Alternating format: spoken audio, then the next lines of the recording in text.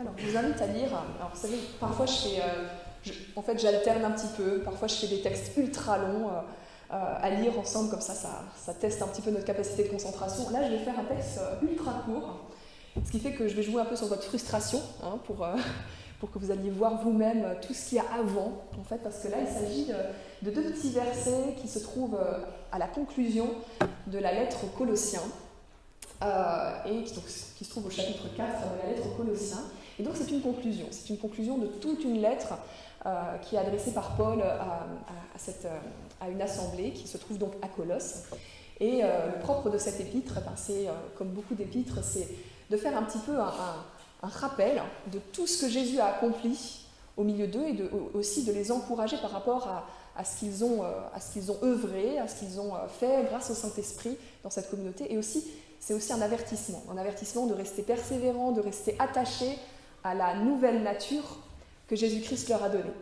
Donc là, on arrive à la conclusion, une conclusion qui peut paraître un petit peu énigmatique si on la lit comme ça, mais justement, ça va faire en sorte que nous lisions peut-être le reste et puis que nous allions chercher un peu plus loin. Conduisez-vous avec sagesse envers les gens de l'extérieur et rachetez le temps. Que votre parole soit toujours pleine de grâce et assaisonnée de sel, afin que vous sachiez comment il faut répondre à chacun. Voilà, c'est tout. Comme si j'attendais autre chose. Bon, c'est bien fini. C'est bel et bien fini. Alors, en fait, du coup, j'ai intitulé ce message « Du temps et de la saveur ».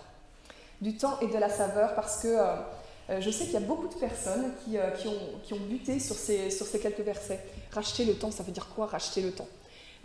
Et puis assaisonner de sel, ça veut dire quoi une parole assaisonnée de sel? Vous savez, c'est très imagé parfois. Dans la Bible, il y a des choses très très imagées, très symboliques, et c'est pas forcément tout de suite compréhensible.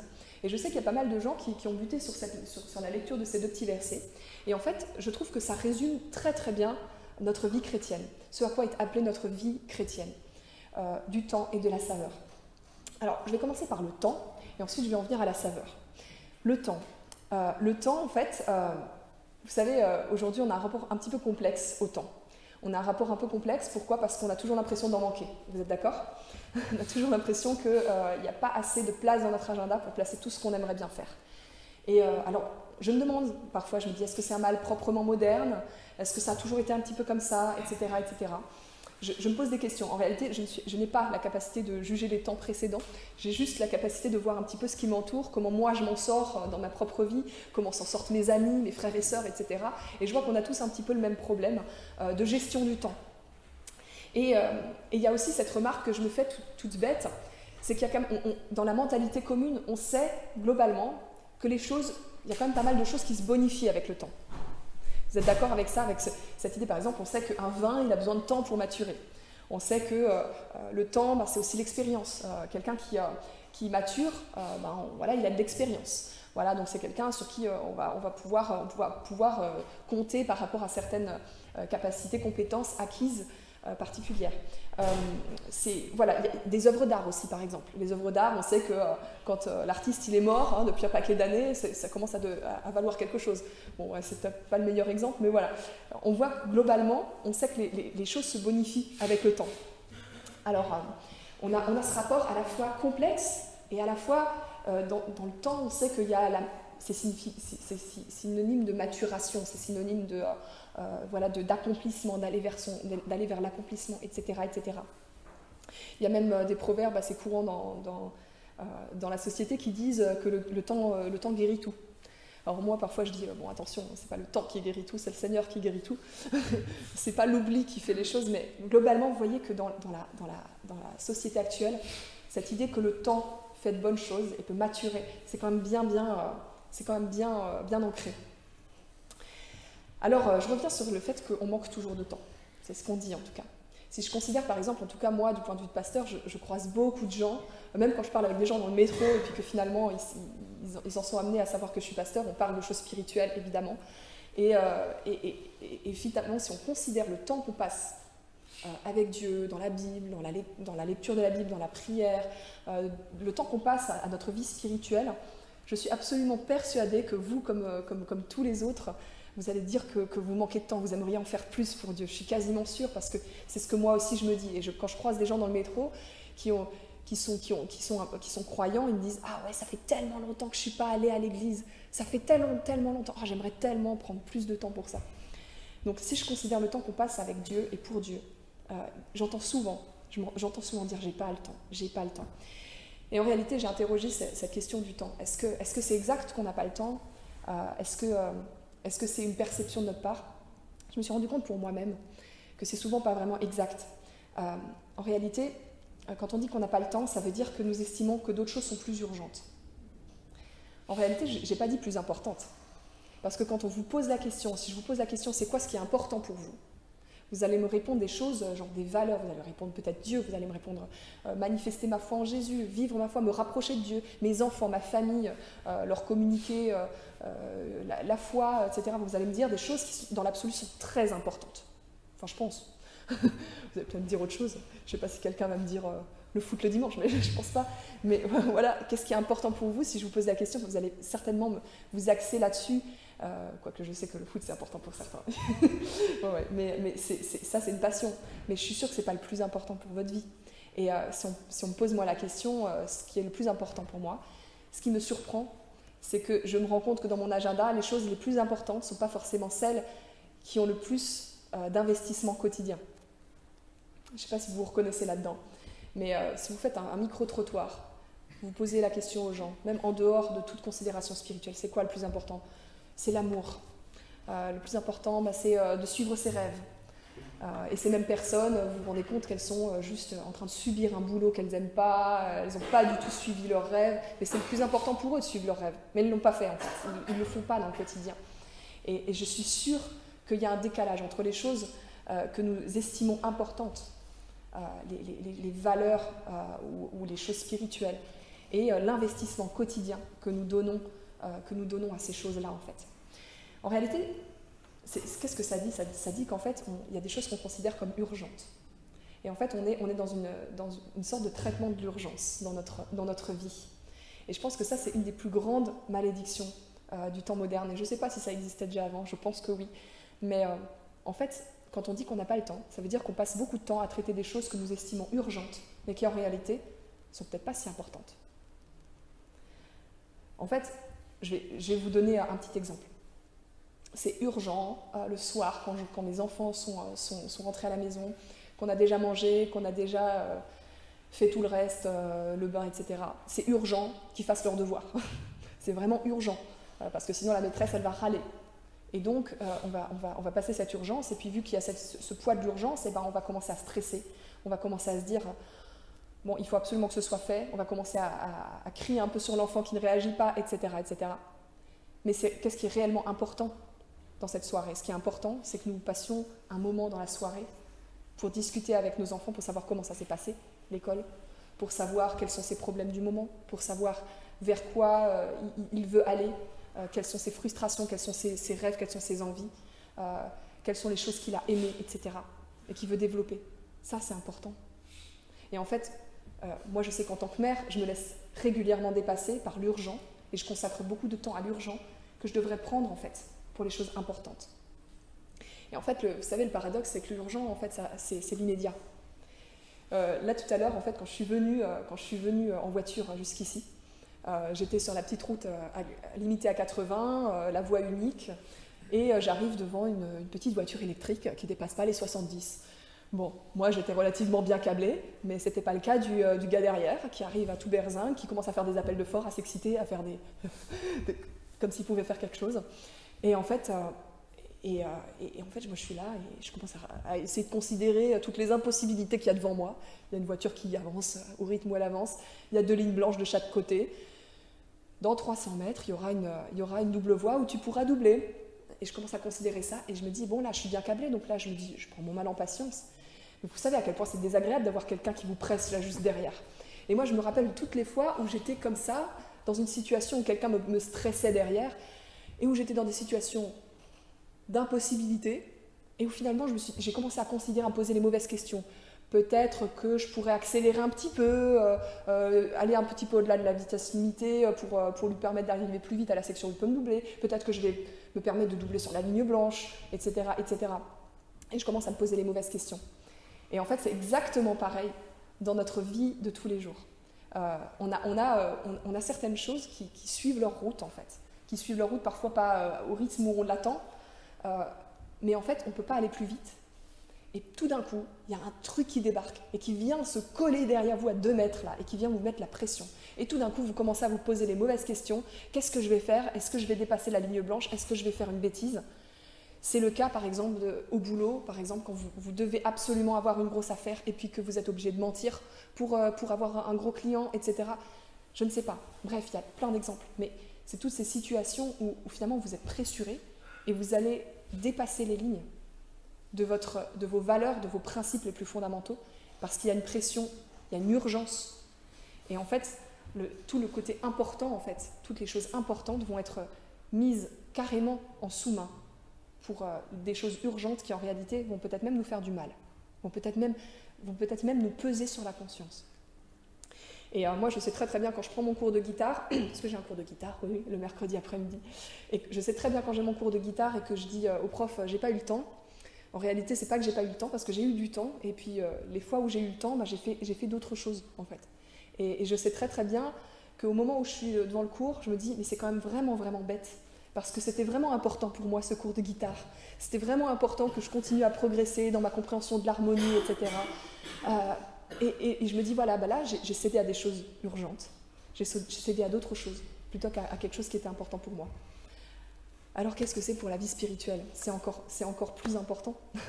Et en fait, le paradoxe, c'est que notre vie spirituelle, par exemple, en tant que mère, en tant que mère qui a vraiment ce souci que mes enfants suivent Jésus, en fait.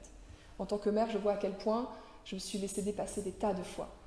Et je me souviens de cette fois parmi d'autres, hein, où j'ai vécu une semaine de stress complet, de stress abominable, de stress horrible, où je me suis posé tout plein de questions sur les choses que je n'arrivais pas à faire, qu'il fallait absolument faire, qui n'étaient pas dans les temps, cette personne qui mettait la pression pour répondre, etc., où je ne savais pas comment répondre, etc. Vous savez, on a cette capacité de tourner en boucle sur des choses où en fait on a déjà la réponse, en fait il faut attendre, mais on n'arrive pas à attendre sereinement. Vous connaissez ça? On n'arrive juste pas à attendre sereinement, il faut qu'on tourne en bourrique toutes les choses possibles et imaginables, en fait, qui sont totalement impossibles.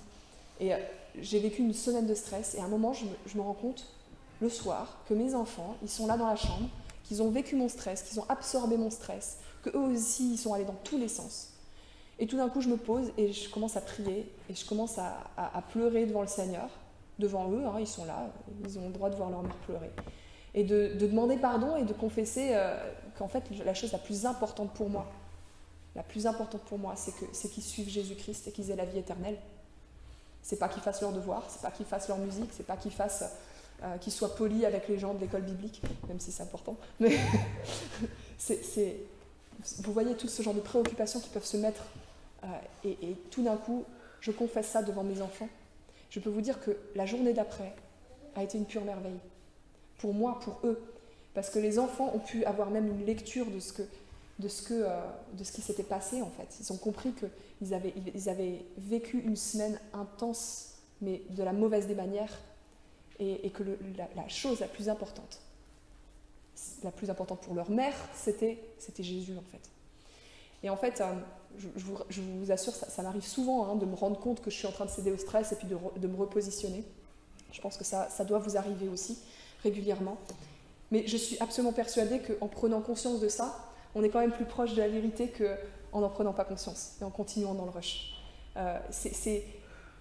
En fait, je pense qu'il vaut mieux culpabiliser à fond d'avoir stressé pendant une semaine et se rendre compte qu'on a fait une grosse bêtise et de se poser avec ses enfants et de leur demander pardon, plutôt que de continuer comme si de rien n'était parce qu'on ne veut pas admettre ou parce qu'on veut absolument tenir la baraque. Je pense qu'il vaut vraiment mieux régulièrement se remettre en question parce qu'on est plus proche du cœur de Dieu comme ça. Et je sais que ça, mes enfants vont le retenir. Je sais que ça, c'est le témoignage que j'offre. Je ne suis pas parfaite, nous ne sommes pas parfaits. Mais nous marchons dans cet état d'enfants rachetés. D'enfants rachetés. Et on vient au cœur de notre problème.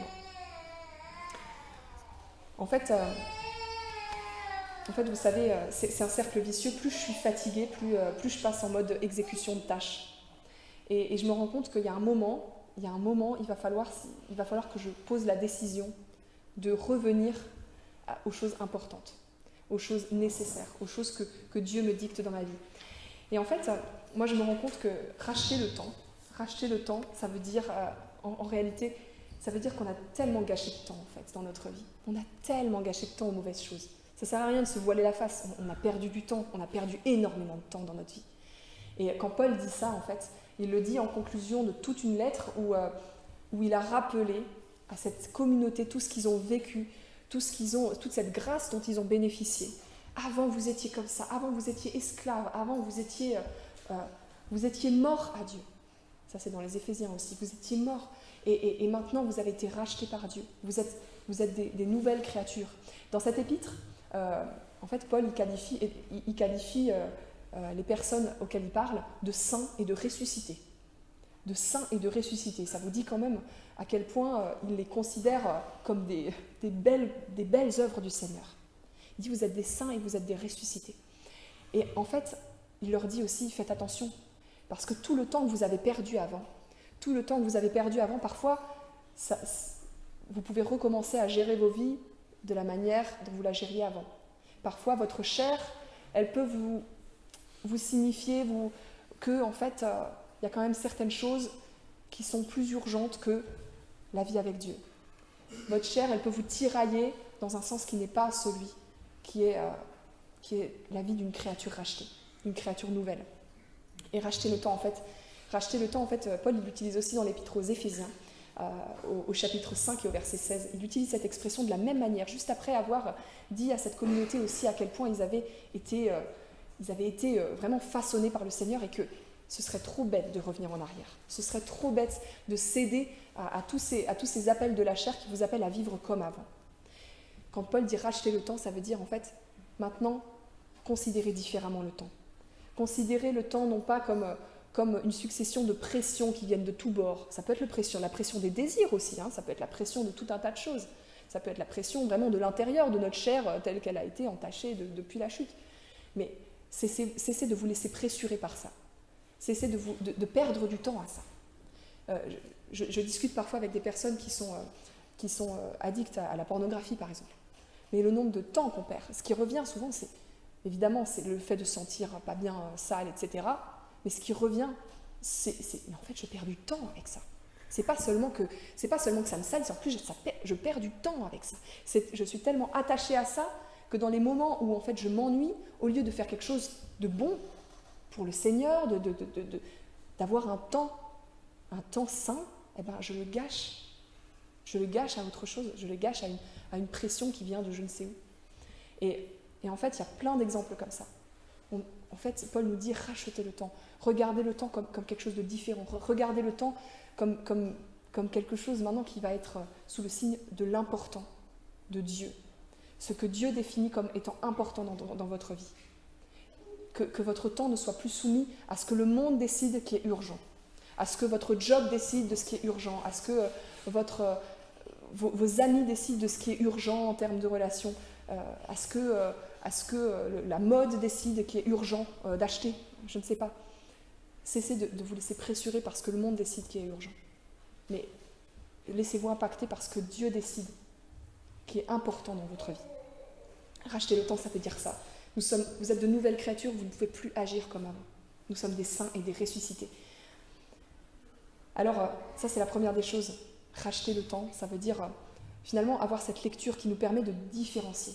Et je disais, en fait, oui, on est des nouvelles créatures, mais on sait très très bien les uns et les autres que parfois, on ne se sent pas une nouvelle créature. Pourquoi ? Parce qu'on s'est laissé dicter des choses par notre chair. On s'est laissé rattraper par des impératifs, entre guillemets, de notre chair. Des choses qui disaient, là, tu n'as pas fait ton job, là, il faut que tu fasses ça, là, il y a telle personne qui te regarde et qui va te juger si tu ne fais pas ça, etc. etc. Et je sais très bien que vous, comme moi, nous avons ce genre d'expérience. Mais si nous avons au moins la conscience et la capacité de lire, et la capacité de se remettre en question, et de réduire de plus en plus les temps que nous gâchons, pour les racheter, pour les mettre au service de Dieu, alors je pense que nous avons tout gagné. Je pense que c'est vraiment une sorte de sainte discipline, de saine discipline, de se dire, moi je veux maintenant que mon temps il soit consacré à Jésus. Je veux que mon temps il soit à la hauteur de ce que j'ai confessé quand j'ai dit « Jésus-Christ est mon Seigneur et mon Dieu ». Je veux que mon temps soit le reflet de ce que j'ai décidé. Jésus m'a dit « Tu as la vie éternelle ». Ça veut dire quoi avoir la vie éternelle? Ça veut dire quoi avoir la vie éternelle? En fait, il y a tout cet espace sur Terre où en fait, ce qui est vraiment important pour Dieu, c'est de dire à tout le monde « Jésus te donne la vie éternelle ». Ça, c'est important. Et en fait, ça demande pas, on n'a pas besoin d'être pressé pour ça. Il suffit juste d'être disponible. Je ne sais pas si vous avez déjà remarqué à quel point, parfois, vous dites à Dieu, bah, écoute, aujourd'hui, utilise-moi aujourd'hui pour ton règne. Vous faites juste rien. Et les gens, ils viennent à vous, quoi. Vous prenez le métro, et voilà, comme je disais, il y a des conversations qui s'enclenchent, etc. Il y a des personnes qui vous posent des questions. Comme par hasard, votre fils vous pose enfin la question sur la foi que vous attendiez, parce que vous l'avez bassiné pendant des années et qu'il était là, non, laisse-moi avec tes trucs d'église. Et là, enfin, il vous pose la question. Et en fait, quand on est juste disponible, en fait, l'important de Dieu, le temps devient important pour Dieu. Et là, les choses importantes se déroulent. Quand on est pressé, en fait, il y a peu de choses qui se passent, en fait. Quand on est pressé dans l'urgence, il y a peu de choses qui se passent. Et enfin, là, on vient au point de la saveur. Alors la saveur, vous savez, quand Paul dit « vous êtes le sel », non, que votre parole soit assaisonnée de sel, il fait référence à ce que Jésus a dit, vous êtes le sel de la terre. Vous êtes le sel de la terre. Et moi, en fait, je trouve ça génial parce que c'est très symbolique. C'est très symbolique, cette question de la saveur. Mais Jésus révèle dans son ministère deux choses. Deux choses que le monde offre qui ne sont pas les choses que Dieu offre. Le monde offre soit de la fadeur, soit la saturation des sens. Est-ce que vous voyez ce que je veux dire? La fadeur, c'est le manque de goût en fait. Si Jésus dit vous êtes le sel de la terre, c'est bien qu'il y a certaines choses qui ont besoin d'être relevées. Ça veut dire qu'il y a des choses qui sans sel sont fades. Et moi, le nombre de fois où je me suis rendu compte que toutes les données de la création, toutes les choses, ma vie de famille par exemple, il y a des gens, ils vivent la vie de famille, ils sont heureux comme ça, et ils n'ont pas Jésus, etc. Mais moi, depuis que j'ai Jésus, je me rends compte de la richesse de la vie de famille en fait. C'est comme si cette valeur-là, en fait, elle s'était amplifiée. C'est comme si j'avais découvert le véritable sens d'une vie de famille. Pareil pour le couple, pareil pour l'amitié. Moi, je me dis, en fait, le nombre de choses que j'ai vécues en fait, de manière assez fade avant. Les relations, je les vivais de manière fade. Les relations aux choses, même à la nature, je les vivais de manière fade. Une fois que j'ai accepté Jésus dans ma vie, c'est comme si tout était relevé de sel. Comme si tout prenait un sens, quoi. Tout prend un sens parce que c'est créé par Dieu. Tout prend sens parce que ça a une direction. Tout prend sens parce qu'il y a un objectif. Et parce que ça me parle et parce que ça m'enseigne quelque chose.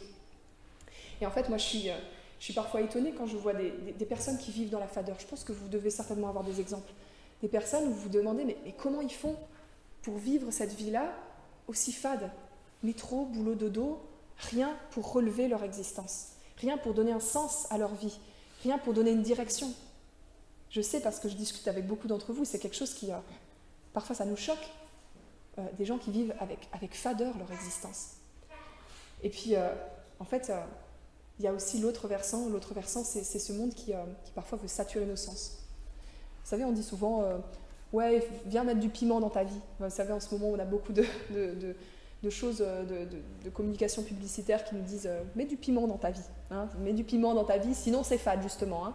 Donc, mets du piment et ça veut dire tout de suite, ça veut dire adultère, ça veut dire toutes les choses qui sont interdites par les codes qui sont encore hérités de la compréhension judéo-chrétienne, etc. Donc, c'est directement des appels de Satan, soyons clairs. Mets du piment dans ta vie, ça veut dire viens exploser tes sens, viens exploser toutes les choses qui te font apprécier les bonnes choses. Vous savez, il y a quelque chose, c'est que le sel, en fait, pour moi, il révèle le goût des vraies choses. Mais le piment, alors je sais qu'il y a peut-être des amateurs de piment, moi honnêtement j'aime bien le piment, hein.